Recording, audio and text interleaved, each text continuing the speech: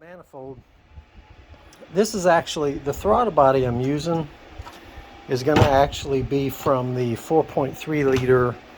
This is the S-10. I think they're on Savannah vans and things like that. So the IAC and the TPS, they made up good.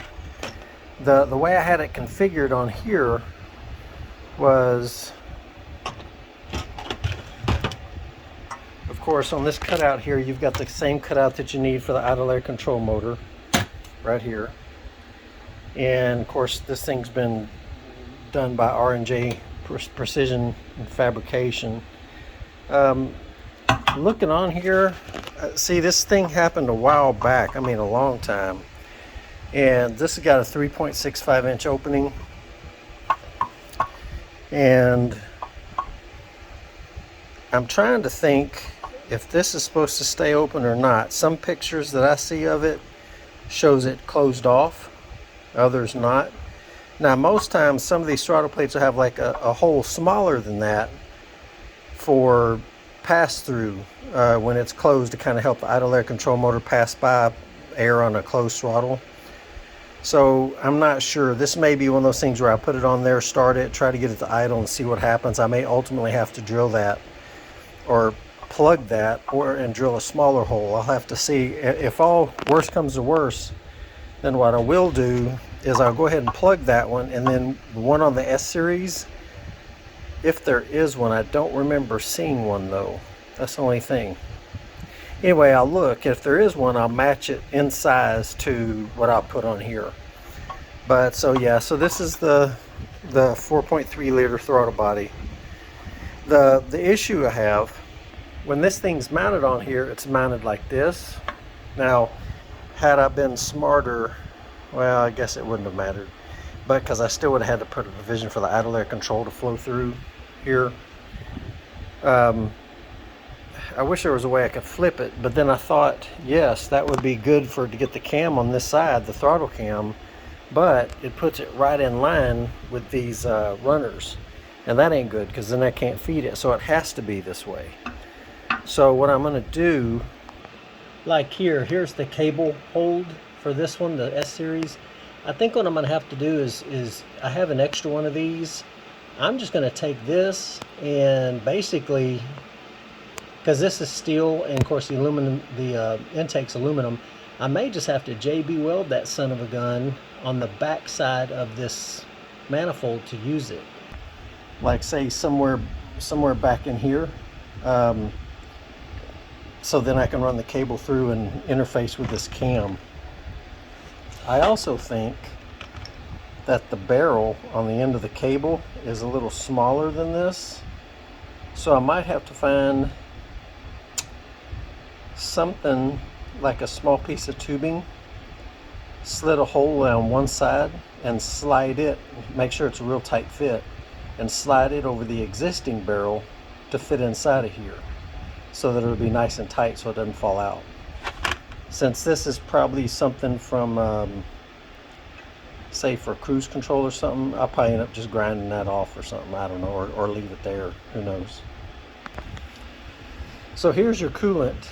Down here is where I would have to put an EGR if I'm going to keep it, and then rig up something to go into here, a small section of tubing to feed it into here so I can get my EGR flow into the intake. So that's if I retain it. I may not. I'm still thinking about it, but if so, I could use like a I think this is an 8 AN. I may go with a 6, possibly even a 4. The passageways isn't that big for the EGR. I'll take that back, it's big enough. But so I'm gonna rig something up on that, I think, because I think I do want to maintain EGR. But here's my answer to the you know what's odd? There is no hole in the plate on this stock throttle body. On the idle air control motor, here is your bypass for the closed throttle plate right there. It's good size, I guess, for this, but this one is much larger. And if you see here, if you see that little rod inside there, if you can make that out, if I can get this light to shine correct in there, you'll see the little IAC control remote right there. And it's going to move in and out to allow air to flow through this hole. You see that bushing there? So this thing moves in and out and allows a slipstream of air to go by this closed throttle plate. Since this is for a 4.3 liter and it's sucking in quite a bit more air at idle, I'm suspecting this one might even be, yeah, I think I am going to close that off and then see what I can get here. The idle air control motor should basically mimic what the SATURN would want bypassed. So it's going to be one of those things where I have to get this thing on there and see, and just see how it idles with that on there, because these are the same motors. I wonder, so if I measure this cam hole all the way in and hold it right there, I'm at 0.28 thereabouts. If I come over and I measure this one, now this is the GEO Storm throttle body. Get that sucker in there.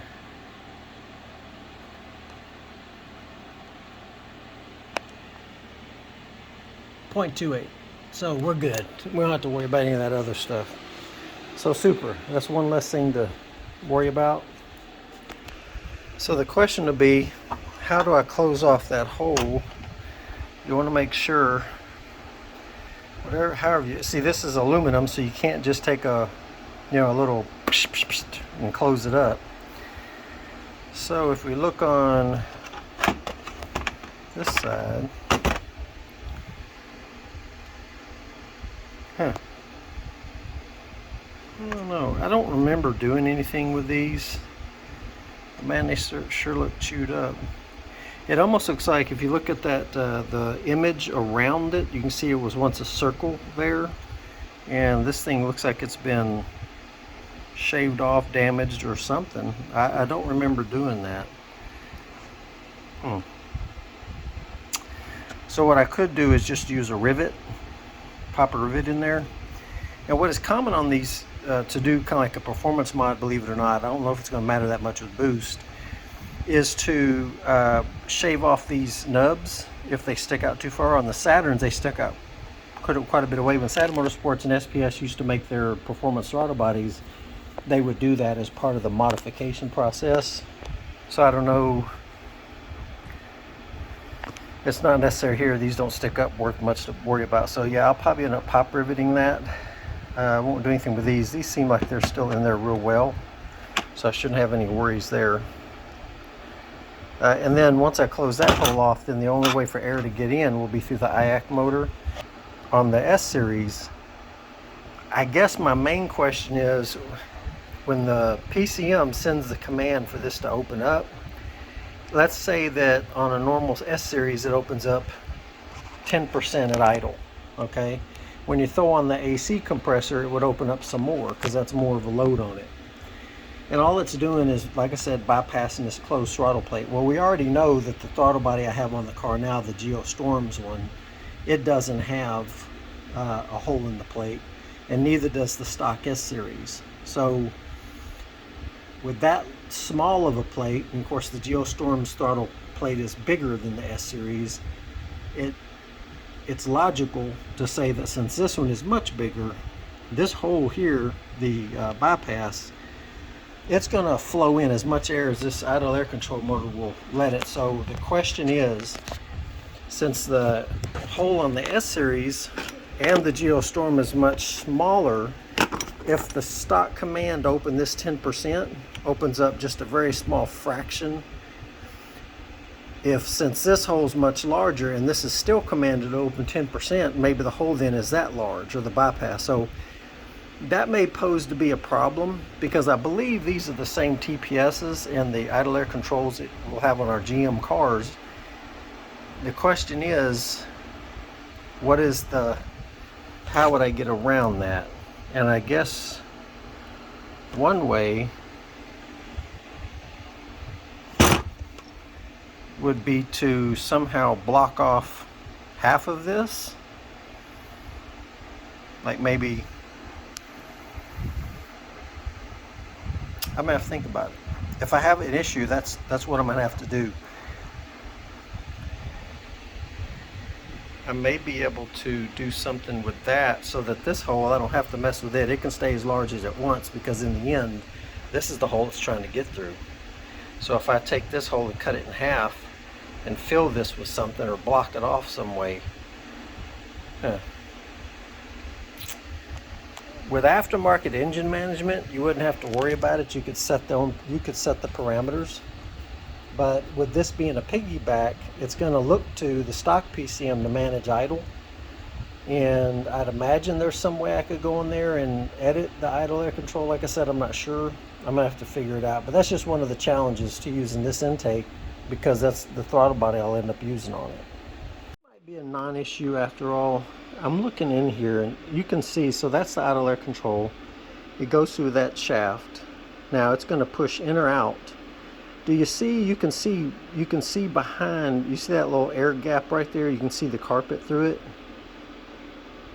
That rubber portion is going to go, you can see actually the indentation right in the middle of that rubber portion where it's been seating inside that hole. Well, that hole ain't that big. So perhaps, based on what the engine's seeing, no matter what, I mean, yes, that's a big hole, and that kind of leads you to believe it's going to flow more air. But I think in the end it's going to be okay. But I do believe I need to close off that for sure. So I am going to do that. I think we'll be okay. If not, like I said, we'll take a look at it. I just happened to notice that and thought, well, it's sitting out now because it thinks, you know, being disconnected from the car, it's ready for startup. And I guess this is how it would allow a little bit of air to go past the closed throttle plate at startup. So it's going to allow that much airflow through. Now, whether or not that's too much and the computer picks up on that and closes it off or whatever it does, I don't know. But I'm certain that it doesn't need that to get by. Maybe on the 4.3 liter it does, but not here. And of course, it's been so long since I've had this thing off. This one was port matched and cleaned out as well. So that's good. I thought it was just regular stock runners. So on the intake manifold, I think I was debating keeping the EGR. And if you look here on your stock manifold, that's for your coolant. It goes in here, it comes out here, and then goes to the heater core. And it also comes out up top here and goes over to your coolant reservoir. I was gonna not do something about this, and just on this manifold here, I've got this 8AN fitting coming out to send. I'm going to use this to dip down below and underneath here, so it'll end up actually looking like that underneath there, and then connect the hose to here and then send it back to the heater core, and it almost perfectly lines up like that. But I think right here I'm going to get a fitting that'll allow me to tee off of it so that I can send some back. I'm not sure if the heater core is meant to get as much pressure sent to it as is coming from just this, because on the stock setup it tees off. Basically the pressure is going to tee off, or the flow I should say. It's always going to be 16, 17 pounds, something like that, but the flow is going to tee off from here and here. And I'm not sure how the feel of the reservoir is affected by not having this. So not fully understanding the system on the car, I think I'm just going to try to duplicate it as best I can. And it's really not all that hard to do, because all I have to do is put a female to male fitting in here, kind of like what's here on this old fuel line that headed off to the gauge. This is just a splicing fitting. It's got a male on both ends, and then you use this union here.